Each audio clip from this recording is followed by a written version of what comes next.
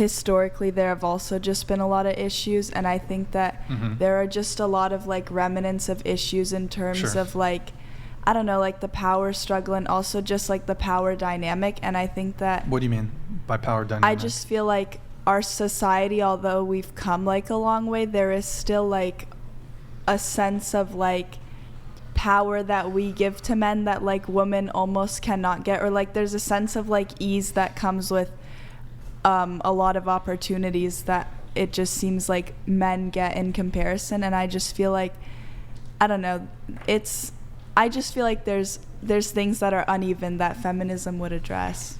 Such as what? Oh, hold on, sorry. Bender the Offender donated $99. Sometimes the mother won't That's even very let true, him Bender. see his Very child, true. and he is called a deadbeat for it. Yeah, that's messed up. That's true. And then sometimes the mother will try to turn the kid against the father. And I mean, some of these situations can get very messy and very toxic. You were saying power dynamics, like women give men a lot of power or something? No, I just feel like the way that our society is placed, it's just like, I don't know, like a lot of power is given to men, and also just like... What do you mean? I mean, which men are given power? I mean, I just feel like a lot of times, I don't know, just like politically speaking, you can look at like a lot of like our House and like our Senate, like it's largely been male based, and I feel like a lot of the opinions that are like dominating these like parts of our government are largely like male centered opinions. And I just feel like, I don't know, like we've never had a female president. It's legal now, like for women to become presidents, but like we still haven't had that. Like the level of like power that a woman has been given, although it's like said to be the same, it's not like in reality. It's not necessarily like acted out. But do you think power should be given, or should power be something that's earned?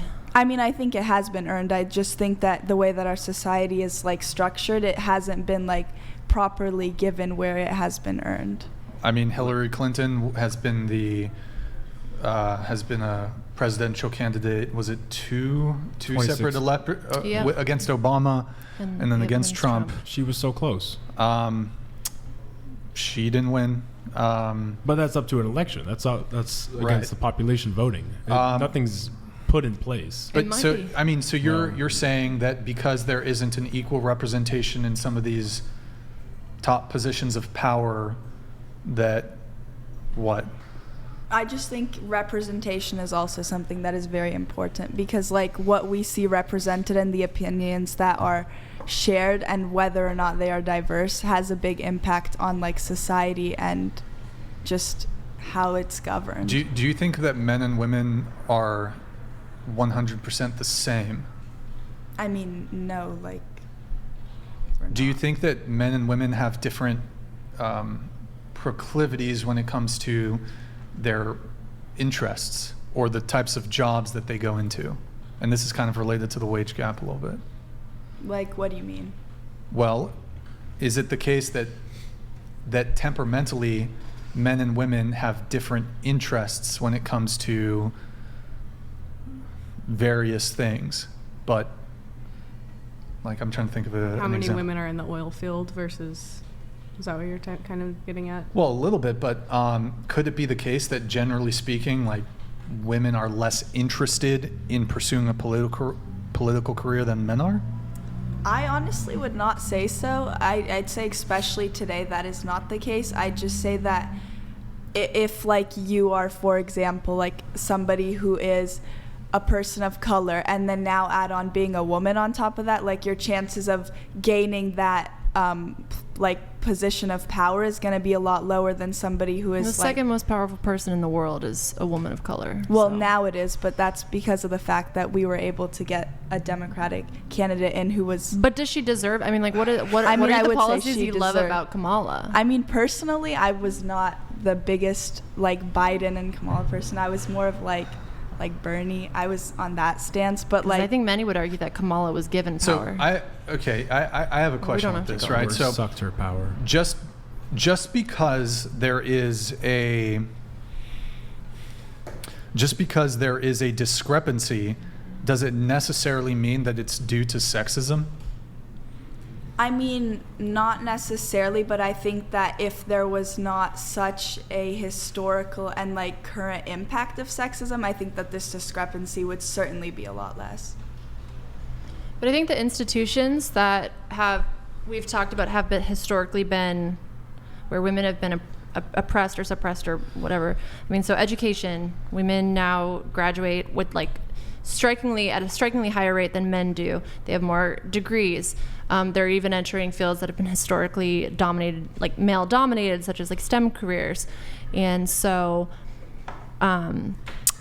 women are getting more opportunities within the job sphere to address the wage gap. In the major cities across America, if men and women for particularly like white collar jobs get equal pay, and if not, the woman gets like slightly more. So I think in a lot of ways we've addressed these issues, but so the narrative that they're still unaddressed is cancerous to the flourishing of society, because I think you need the flourishing of both sexes. And obviously we're seeing a large population of men feeling that they're now feeling oppressed and they're feeling upset and almost like forgotten, and it's leading to, in some ways, a toxic culture. So I think that if we look at what women have earned and been given, I think they've exceeded that. If we look at like the pay gap, the jobs, the education, the amount of degrees that they're earning. So they have achieved these things, and that's great. And so, but now we have to go back to balance. Like the pendulum swung, now it needs to balance out. Do you know what I mean? I would argue, so the percentage of men that have power is a very small percentage of men. So this idea that all men are in power or all men have power over women is fallacious.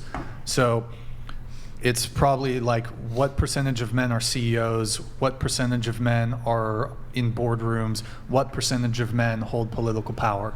And I wouldn't compared, say that it's compared more, to the rest I would just of say men. that the power is a lot easier to access, and it's a lot more, I don't know, I'd just say that it's easier to get to as a man than... I think the opposite I of what would you said actually is true, argue that most, Really? even male politicians placate to the female voter base.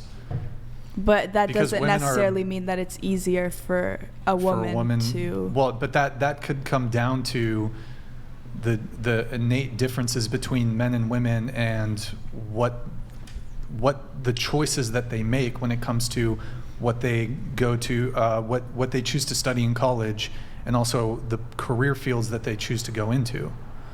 For example, there are more female nurses than male nurses. Is that evidence of a matriarchy and that women are oppressing men because there are more women who are nurses?